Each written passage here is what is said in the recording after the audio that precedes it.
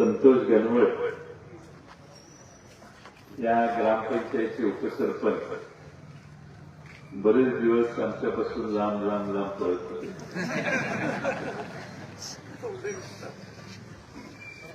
मी लक्ष ठेवू नको की कधीतरी टप्प्यात आल्यावर आपल्याकडे आणायचे. आणि मला आज विशेष आनंद आहे की संतोष गणवट आणि त्यांच्या सौभाग्यवती उर्मिलाताई संतोष गणवट यांनी त्यांच्या सर्व समर्थकांसह राष्ट्रवादी शरदचंद्र पवार पक्षात प्रवेश केला. जिल्हा परिषदेच्या निवडणुका आता सुरू झाल्यात. आचारसंहिता अर्ज भरल्यावर त्या अर्जदारांना लागू होईल. मी या मतदारसंघातल्या सगळ्यांशीच चर्चा केली, बराच वेळ चर्चा केली. सर्वांना विश्वासात घेऊन आपण एकमतानं निर्णय घ्यावा. पण थोडे 2 आठवडे 3 आठवडे थोडासा वेळ जास्त झाला. पण मला सांगायला विशेष आनंद वाटतोय की या व्यासपीठावरील सर्वांनी आणि या मतदारसंघातल्या सर्व गावातल्या सर्व प्रमुख नेते आणि कार्यकर्त्यांनी संतोष गणवट यांच्या नावाला पहिली पसंती दिली, मान्यता दिली. आता आपण सगळ्यांनी एका जीवानी काम केलं तर मला या जिल्हा परिषदेच्या निवडणुकीत विजय 100% मिळेल याची मला आता खात्री आहे. संतोष गणवट यांचं मी वर्णन वेगळं करायची गरज नाही. पण ग्रामपंचायतीत सरपंचांच्या बरोबर खांद्याला खांदा लावून उपसरपंच या नात्यानं ते कायम काम करत आले. आणि मधल्या काळात संभाजीराव कचरे 19-20 सालाच्या दरम्यान मला वाटतं संतोष गणवट यांना घेऊन एकदा माझ्याकडे आले होते. संभाजीराव कचरेंचा त्यावेळी प्रस्ताव होता की संतोष गणवटनं आपल्या पार्टीत आपण आणला.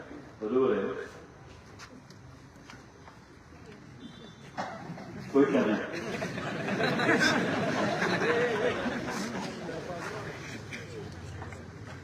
कारण संतोष गणवट त्यावेळी तयार झाले.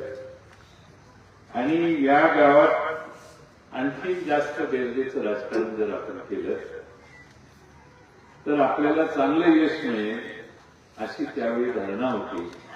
पण संभाजीराव कचरेंचा प्रयत्न एकच मिटिंग झाली आणि परत होते संभाजीराव कचरेंनी तो नाच सोडलेला दिसला आणि त्यामुळे पुढं काय प्रकरण गेलं. मध्ये छत्रपती संभाजी महाराजांचं तैलचित्र आपण ग्रामपंचायतीवर लावलं होतं. एक मोठा कार्यक्रम आपण गावात केला. त्यावेळी त्यांची माझी भेट झाली. सामान्य माणसापर्यंत जाऊन काम करणाऱ्या सेवकाची खरं म्हणजे या बागणी गावाला जास्त गरज आहे. कुठल्या पुढाऱ्याच्या पोरापेक्षा सामान्य घरापर्यंत पोहोचणाऱ्या माणसाला हे गाव उत्तम गरज असं माझं मत आहे. प्रचंड धनसंपत्ती साधनं वापरायची आणि मतदारांना खुश करायचं ही अनिष्ट प्रथा काही लोक या मतदारसंघात घालायचा प्रयत्न करतात. लोकांनी गृहीत धरलं आणि मागच्या निवडणुकीमध्ये आमचे वैभवदादा उभे होते, संभाजी कचरे उभे होते. निवडणूक जोरात झाली. आपापल्यात गैरसमज प्रचंड झाले. संभाजी कचरे अपक्ष निवडून आले. त्या घटनेला 8 वर्ष झाली. 8 वर्षात एकदा पण कधी चुकून आले असतील तरच 8 वर्षात त्यांना विसर पडले. वाटेगावला नशीब काढायला गेले. वाटेगावला नशीब काढायला गेल्यावर आमच्या देवराज पाटलांनी जरा 1 चक्कर वाटेगाव मतदारसंघात मारल्यावर त्यांनी तो बेत्रहित केला आणि इथं येऊन ठाण मांडून आता आपल्या सगळ्यांना प्रभावित करण्याचा प्रयत्न करतो. मी बरेच दिवस बोलत होतो काय चाललंय काय चाललंय. बरेच सगळे कार्यकर्ते असं झालं तसं झालं तसं झालं तसं झालं, या व्हायला लागले त्या व्हायला लागले. पण या मतदारसंघात आणि तालुक्यातल्या या एका मोठ्या गावात, बागणी ही ऐतिहासिक नगरी आहे, फार मोठी जुनी परंपरा या गावाला आहे. या गावाला स्वतःच्या गावातल्या माणसाची गरज होती अशी माझी धारणा आहे. ती आमच्या राष्ट्रवादीने आज पूर्ण करण्याचं ठरवलेलं आहे. त्याला तुम्ही सगळ्यांनी साथ दिली. बागणी गावामध्ये तुम्ही पूर्ण ताकदीनं काम करा. आम्ही सगळे पूर्ण ताकदीनं तुमच्या बरोबर आहे. तुमच्यापेक्षा डबल पुढे जाऊन आम्ही काम करणार आहे. तुम्ही काय चिंता करा. विजय पक्का आहे, पण ह्यावेळी जरा एवढा मोठा विजय करू की परत बागणीचं नाव वेळी काढणार.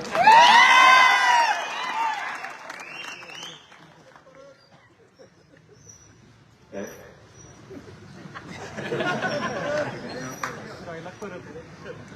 आम्हाला संतोष जनवट आणि आमच्या राष्ट्रवादी काँग्रेसला रस आहे तो या मतदारसंघातल्या विकासाचा.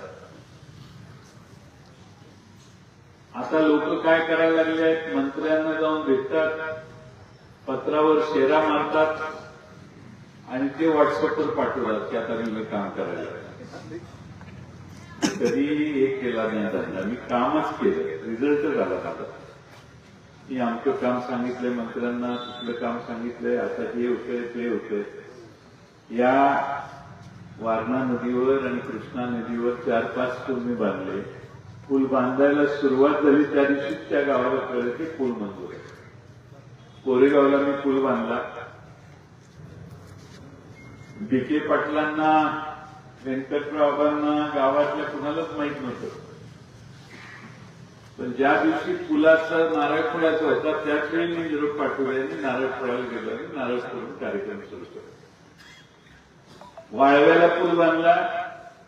मंजूर झाल्यावरच दिलीप तात्यांना कळवलं की मंजूर झालाय पूल, आपण उद्घाटन करायचं.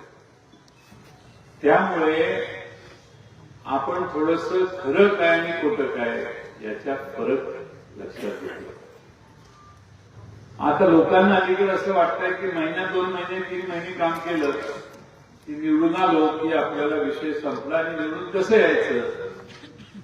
जरा वाटप केलं, जरा थोड्याशा गोष्टी जोरात केल्या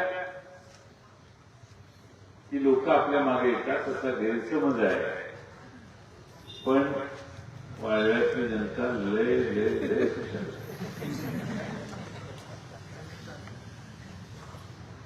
मला इथे पंढरपूरला जायचं इच्छा आहे. बरेच दिवस गेलो नाही, कोण बस म्हणतं बस नाही तर का नाही बघायचं.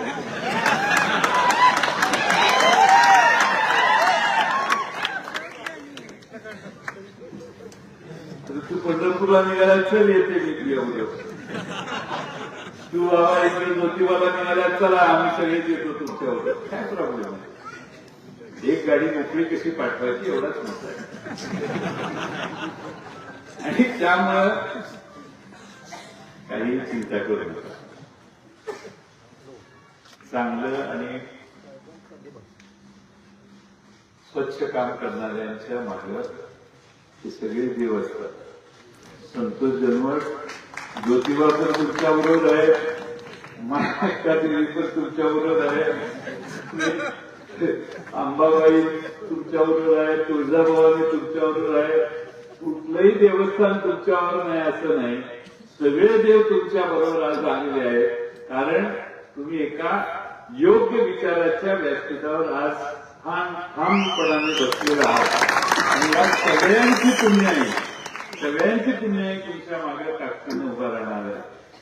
आज उदय पाटलांनी तर भाषण केलं.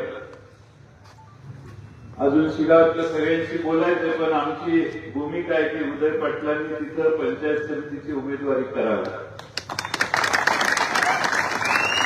अतिशय चांगलं सर्वांना बरोबर घेऊन काम करणारा एक तरुण चेहरा आम्ही या निमित्तानं पंचायत समितीसाठी आपल्या सर्वांना देतोय आणि बागणी आणि शिगाव मिळून हा मतदारसंघ असल्यामुळं आपणाला माझी कळकळीची विनंती आहे की जेवढे आमच्या संतोष जनवटना मतदान होईल तेवढंच मतदान आमच्या उदय पाटलांना करण्याची जबाबदारी तुम्ही सगळ्यांनी घेतली पाहिजे आणि त्यांच्या मागे आपल्या सगळ्यांचा आशीर्वाद उभा केला पाहिजे. आज आपण सर्वांनी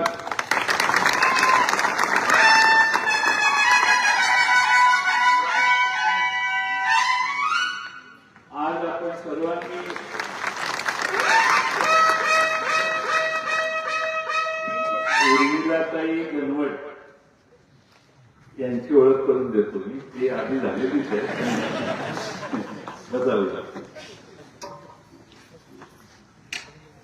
बागणी गावात गेले 15-20 वर्ष काकाचीवाडी, रोजावाडी, काळकेवाडी, चंदवाडी, शिगाव असेल, इकडं आपल्या कारंजवाडी असेल, मिरजवाडी असेल, मधवाडी असेल, खोरीमळा असेल, सगळ्या भागामध्ये आजपर्यंत काम आपणच करतो.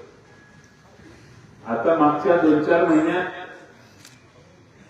काम करून मतं मागण्याचा प्रकार आहे. आम्ही कामं केली त्यावेळी मतं कधी मागितली. आम्ही काम करताना इथं एवढी मतं आहेत पण हेच काम करायला पाहिजे असाही उद्योग केला आणि त्यामुळं अनेक प्रलोभनं तुमच्या समोर उभी केली जातील. आता आपण एकमुखानं आपला उमेदवार उभा केला म्हणल्यावर उद्यापासून जरा दर वाढेल.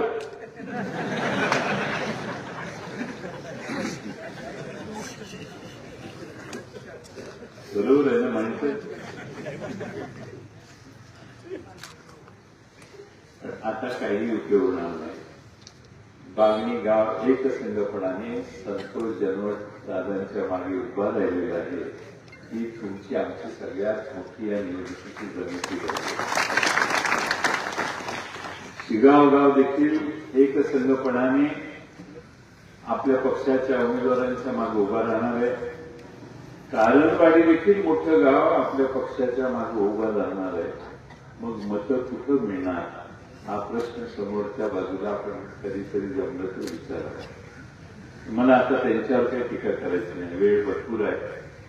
आता आजपासून आपण सगळ्यांनी कामाला लागा. आपल्या सर्वांना माझी एवढीच विनंती आहे, सगळ्यांनी ताकदीने हे परभागात आलेलं अरिष्ट परत घालवण्यासाठी प्रयत्न करावे. हे अरिष्ट यासाठी आहे की हा धूमकेतू 2 महिन्यासाठी जाते, परत नाही. 8 वर्षापूर्वी एकदा आला होता, त्या नाही नव्हता. त्यामुळं मी रील वगैरे बघतो, सांगते इकडं गेलं तिकडे गेलं जायचं आणि आपलीच माणसं आहेत सगळी. त्यामुळं आपण सगळ्यांनी जर ताकदीने काम केलं तर मला विश्वास आहे की बागणी गावच्या विकासासाठी आणखी नवी ताकद राष्ट्रवादी काँग्रेस शरदचंद्र पवार पक्षांनी आज गणवटांच्या रूपानं या गावाला दिलेली आहे. या गावाचं हित या गावाचा उमेदवार निवडून मोठ्या मतानं देण्यासाठी आहे. जिल्हा परिषदेचा उमेदवार आपण निवडून देताना जिल्हा परिषदेची सगळी कामं संतोष जनवट हे अतिशय ताकदीनं करतील. त्याचबरोबर पंचायत समितीचे उमेदवार म्हणून उदय पाटील देखील शिगावला असले तरी आठवड्याला तुमच्या बागणीत येऊन बसतील आणि या गावाचे देखील प्रश्न पंचायत समितीच्या स्तरावर सोडवण्याचं काम प्रभावीपणाने करतील. हा विश्वास मी या निमित्तानं देतो. तुम्हा सर्वांचा आशीर्वाद. आज वैभव दादांचं भाषण चालू होतं त्यावेळी हनुमंताचं आशीर्वाद घेऊन मी आलोय. म्हटलं भाषण करायच्या आधी आशीर्वाद घेऊन यावं. त्यामुळं हनुमानाचा पण आपल्याला आशीर्वाद आहे, राम सीता लक्ष्मणाचा देखील आपल्याला आशीर्वाद आहे आणि सगळ्यात मोठा जनता जनार्दनाचा आशीर्वाद बागणीकरांनी दिलेला आहे असं मी समजतो. बागणी, रोजावाडी, काकाचीवाडी काळपेवाडी चंदवाडी याच्यात आता काही फरक राहिलेला नाही. जवळपास सगळी गावं एक झालेली आहेत. आणि त्यामुळं रोजावाडीपासून ही सगळी गावं एक गट्ट्याने संतोष जनवट यांच्या मागे उभी राहावी एवढी विनंती करतो. विषय वाढला तर परत येईल, नाही वाढला विषय इथंच संपला. काही लोक आता ही उमेदवारी झाल्यावर कदाचित कॅन्सल करतात कार्यक्रम समोरच्या बाजूला, आणि त्यांना ती अजूनही संधी आहे. त्यामुळं माझी विनंती आपल्याला आहे की आपण सगळ्यांनी मात्र कामाला लागावं. ज्यांनी ज्यांनी राष्ट्रवादी काँग्रेस पक्षात आज प्रवेश केलेला आहे त्या सगळ्यांचा प्रवेश आज झालेला आहे असं मी जाहीर करतो. आणि एवढंच त्या कार्यकर्त्यांना सांगतो की या गावामध्ये यापूर्वी आमच्याबरोबर जे कार्यकर्ते आहेत त्यात तुम्ही सगळे नव्यानं जरी आलेले असतात तरी नवा जुना अशी वागणूक आमच्याकडून कुणालाही मिळणार नाही. तुम्हाला एकत्रितपणाने या गावाच्या विकासात सहभागी करून घेण्याची जबाबदारी आम्ही सगळे घेऊ. आणि तुम्हाला परकेपणाची भावना कधी येणार नाही याची काळजी कार्यकर्त्यांना, याची काळजी आम्ही सगळेजण ताकदीने घेऊ एवढंच या निमित्तानं सांगतो. आणखी 2 कार्यक्रम इथून पुढे आहेत, त्यामुळे मी वेळेत भाषण संपवून आपल्या सगळ्यांची रजा घेतो. या मतदारसंघातले सगळे प्रमुख कार्यकर्ते मिरजवाडीपासून, मर्दवाडीपासून, सारंगवाडीपासून, शिगावपासून सगळ्या भागातून जे आलेले आहेत त्या सर्व कार्यकर्त्यांनाही विनंती करतो की आता आपण प्रचाराला आणि कामाला लागा एवढीच विनंती करतो आणि माझे 2 शब्द पूर्ण